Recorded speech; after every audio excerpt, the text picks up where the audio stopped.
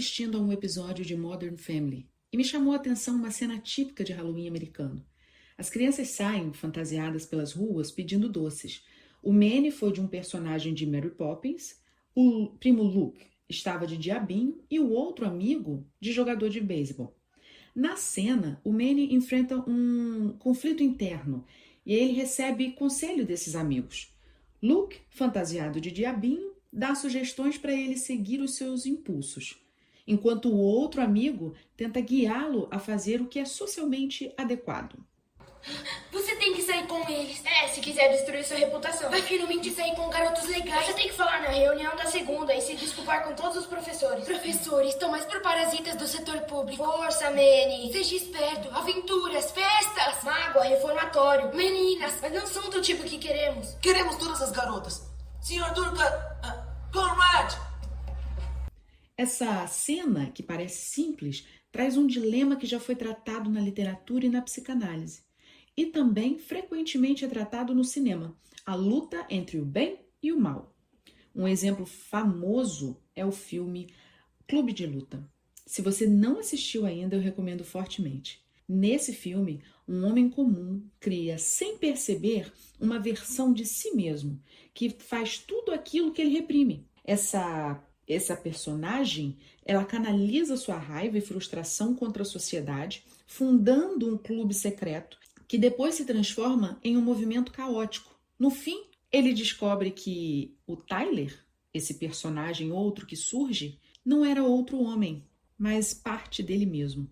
Esses exemplos brincam com a ideia de que o certo e o errado vêm de fora, como se nossas escolhas fossem sempre influenciadas por forças externas. O médico e o monstro, entretanto, ele dá um passo adiante. O Stevenson mostra que o conflito entre o bem e o mal não é imposto por vozes externas, mas nasce dentro de cada um de nós. É essa interioridade do mal que escandalizou os leitores da época e que, anos depois, Freud exploraria na psicanálise, mostrando como o psiquismo se divide em consciente e inconsciente, em ego e id, uma parte acessível e outra inacessível, mas igualmente nossa.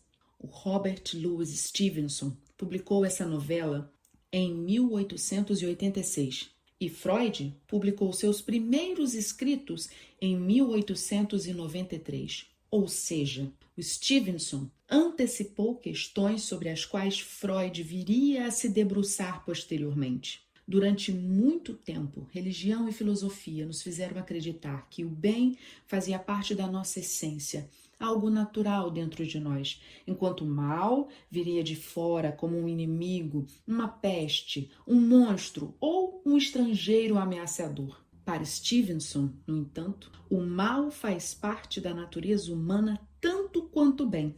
O livro nos apresenta essa dualidade. O bem e o mal coexistem como características indissociáveis e inerentes ao homem. Desse outro que eu não gosto muito, não se pode fugir. O Dr. Jekyll, um personagem respeitado, membro ilustre da sociedade londrina, decide criar um experimento químico com um objetivo ousado: se livrar do lado sombrio de sua personalidade, aquilo que ele não consegue aceitar em si mesmo. No início, ele acredita que poderia controlar Hyde, a figura que surgiria dessa experiência, mas logo percebe que não é possível separar completamente essas partes da mente humana. O nome Hyde não é por acaso. Em inglês, hide significa esconder.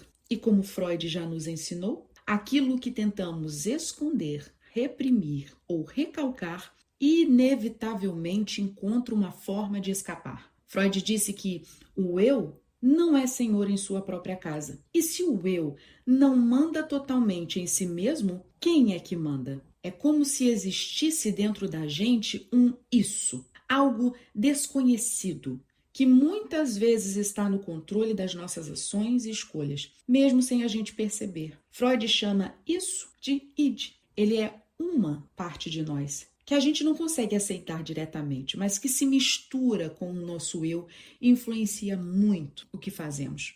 É dessa mistura que nascem tantos dos nossos conflitos, pois no id não existe certo e errado, nem moralidade. Lá dentro não há negação, não há regras lógicas ou coletivas, nem juízo de valor. Ele simplesmente deseja e busca satisfação. E Jekyll, cujo próprio nome carrega a palavra kill, matar, também queria destruir essa parte de si mesmo. É nesse conflito entre mostrar e esconder, e às vezes tentar eliminar aquilo que a gente quer esconder, que a obra nos permite ouvir a voz de Jekyll e compreender a profundidade do seu dilema. A melhor parte do livro para mim, e que mostra a genialidade do Stevenson ao criar análises que antecedem a psicanálise, está no trecho onde o próprio Jekyll testemunha sua experiência. Ele escreve uma carta relatando todos os motivos que o levaram a fazer o que ele fez. Nasci herdeiro de uma grande fortuna e agraciado com grandes qualidades, inclinado ao trabalho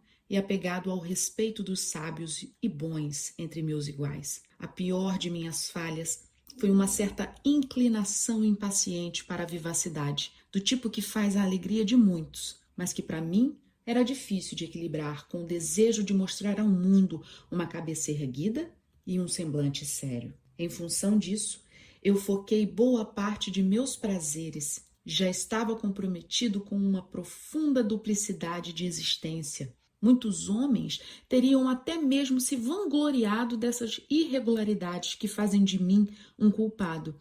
Mas a partir dos altos padrões que eu havia projetado para mim mesmo, eu as avaliei e as escondi com um senso quase mórbido de vergonha. Afloraram em mim aquelas divisas entre o bem e o mal que sempre dividem e compõem a dualidade da natureza humana.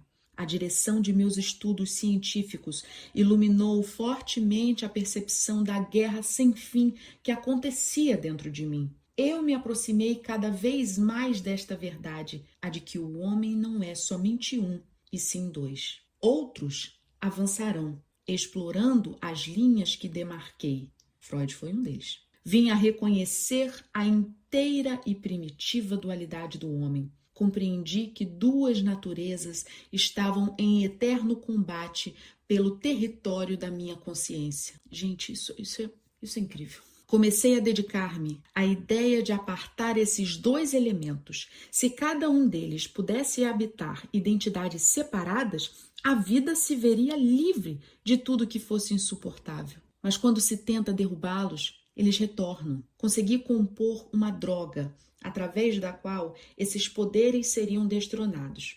A droga não era discriminável, não era maligna nem divina, mas derrubava as portas que encarceravam o meu temperamento. Tudo o que eu precisava era apenas beber de uma taça, expulsar o corpo do notável professor e então assumir a pele de Edward Hyde. Henry Jekyll às vezes ficava horrorizado com os atos de Edward Hyde, mas era Hyde, e apenas Hyde o culpado. Jekyll não mudara, pois acordava dia após dia com suas boas qualidades, sua consciência dormia em paz. Então ele se viu diante de duas escolhas.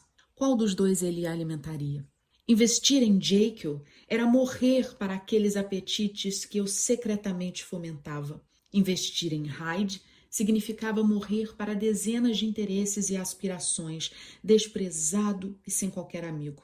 Sob o peso e a pressão dessa desgraça, tornei-me um ser ocupado por um único pensamento, o medo do meu outro eu. E ainda tem gente que diz que a literatura é só entretenimento. Mas se um texto como esse não fala de mim e de você, eu não sei o que mais pode falar. A literatura nos aproxima de nós mesmos. E veja, isso foi escrito antes mesmo de Freud formular o id e o ego. Como ele dizia, como Freud dizia, os escritores criativos sabem muitas coisas sobre nós que muitas vezes nem a filosofia ousou imaginar. Até o próximo episódio.